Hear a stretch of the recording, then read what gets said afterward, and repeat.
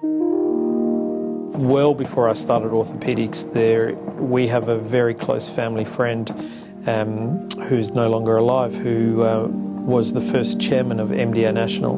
His name was Sol Levitt, and he was a general surgeon. He said to me, remember the career you're going to get?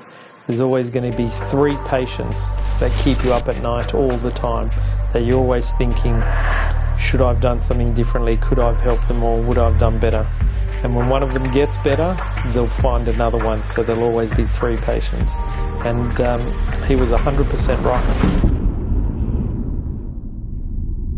We've all done medicine because we want to help people, because we want to make a difference. And the last thing you ever want to be involved with is something that doesn't do that. There's not a day that I go by that I don't think about, have I done the best possible for this patient to make sure they get the best outcome. Is there anything you wouldn't trust him with? Actually, let me think about that one. Would you trust him to cook your dinner? Honestly, I probably would. Would you trust him to wash your clothes? I'm sure he'll do a great job at that, though. Any doctor and patient, you trust your doctor if they're a good doctor, and Dror's a very good surgeon. And as a mentor, he's done so much for me.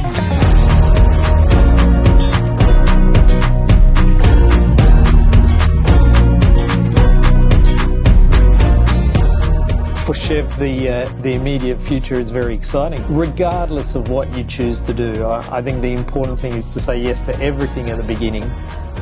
Enjoy the experience of being a student, being a doctor. You'll have plenty of years to be a specialist. You don't need to rush to that. The more experience you gain now, the more enjoyable and the more well-rounded as a doctor you'll be down the track. No doubt my passion and love for elite sport, that was one of the main reasons why I picked orthopaedics. Yeah. It's taken us many places, you know. Work with Chelsea Football Club and Royal Ballet in London, or Wallabies, and lots of opportunities.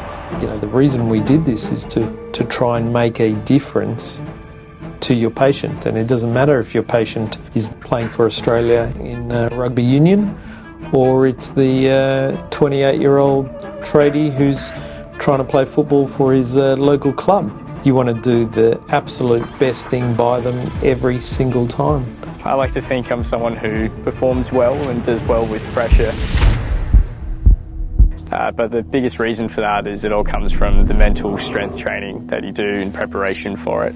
So as with any elite sport as well, you will be put into those pressure cooker situations and you still need to perform at 100%.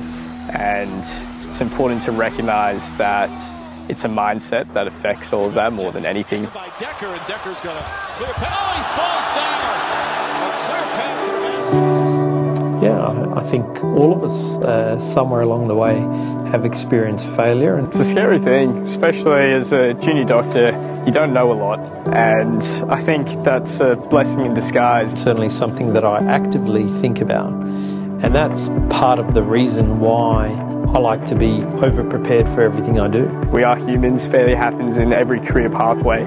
It just can have some more serious complications and outcomes in medicine. You know, every operation I do, doesn't matter if I've done it 1,000 times before. The night before, I go through the patient's notes.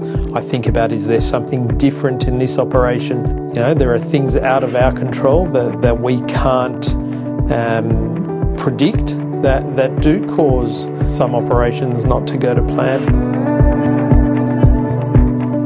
You don't want to only call when it's a disaster and it's too late and you've been stressed about it for weeks or months. One of the benefits of MDA National is that you call to get advice. I've had lots of interactions along the way, had the opportunity to present at some of the education events, which I must say, on both sides, both presenting and learning from it, I've had fantastic experiences, and I think MDA really does lead in the education side of things.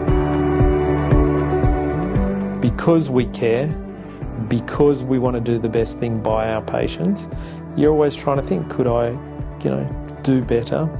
And I imagine the day you stop thinking that is the day you should retire.